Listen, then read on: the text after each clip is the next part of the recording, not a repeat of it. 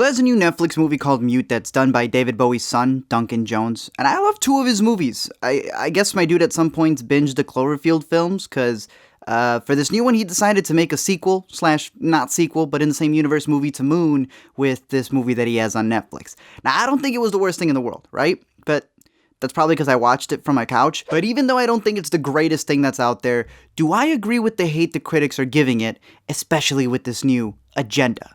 Let me explain. Alright, for starters, there was like only 63 critics who reviewed this thing, which a Marvel movie gets like over 300 people. All I'm saying is that if you're a critic who watches movies for a living, watch the movies. I mean, for this one, you ain't even gotta leave the house. You can watch this on your couch because it's on Netflix. Now, I don't know about it being 13%. I personally would give it 15%, but I'm more curious about what people have to say about this. See, we got one that says, Netflix's Mute never quite finds its voice. You've been sitting on that one for a while, haven't you? Look, while I do agree that the movie is like tonally all over the place, I always find it funny when critics do something cheesy like this, especially when they bash the movie for being cheesy.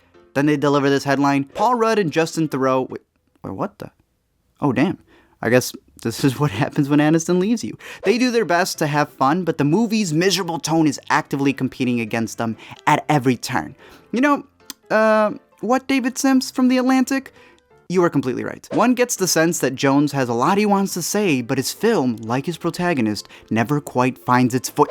Are y'all hiring the same people? Fans of Moon and Source Code, be warned. Mute is sadly, almost tragically, not worth the wait. Like I said, Source Code is freaking fantastic. If you haven't seen it, I highly recommend you watch immediately. If my opinion means absolutely anything to you, it has Jake Gyllenhaal, moving trains, time travel, Jake Gyllenhaal, and Moon's also really good. I just refuse to believe that the guy who directed Moon is the same guy who directed this one right here. The worst thing to happen to Justin Theroux this week, someone agrees, is a...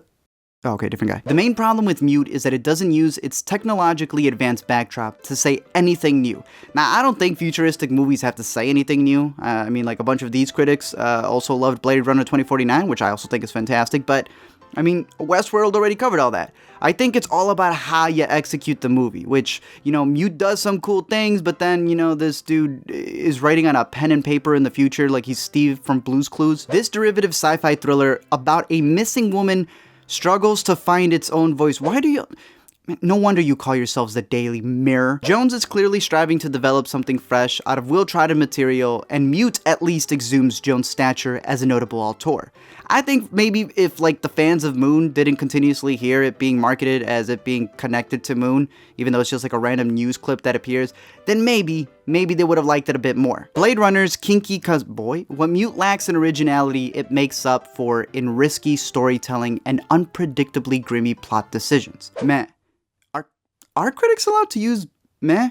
Or is that just reserved for the top critics? But it's never a great sign when your lead is upstaged by the supporting players, and for all its good looks, Mute ultimately doesn't have a whole lot to say. A mishmash of ideas in search of a movie. Sadly true. As a production project, it was apparently stuck in development hell for more than a decade. Sometimes projects are stuck in development hell for a reason. Dang. This man's out to kill. And finally, it's a particularly disappointing misfire from the man that gave us the low-key masterpiece of Moon, and yet another nail in the coffin of Netflix as a destination for quality original films. See, that's the main reason I'm making this video. The Netflix conundrum. I like hearing what other people have to say, you know, especially when it comes to critics, and, you know, they get a lot of hate. So maybe I'll do these type of critic evaluation videos in the future, but this one in particular spawned from the rumor that started by Netflix and some of their filmmakers that the critics are out to get them. You know, like when everyone said that the critics were getting paid by Disney. And as a dude, you know, who gets ignored by the Chicago Critics Association, I'll say that I don't think the critics are out to get Netflix or anybody else. I do think that we should check critics, because just because they're the ones critiquing doesn't mean we can't critique the way they're critiquing and start a critique inception. Because in a world where everyone can have an opinion, those who are getting paid for theirs should be able to create some constructive criticism, not just snarky remarks. And even though I agree that Mute ain't as fabulous as Sharpay, it still stands that how you critique something is more important than why you critique something. That's what separates the professionals from those who can never quite find their voice.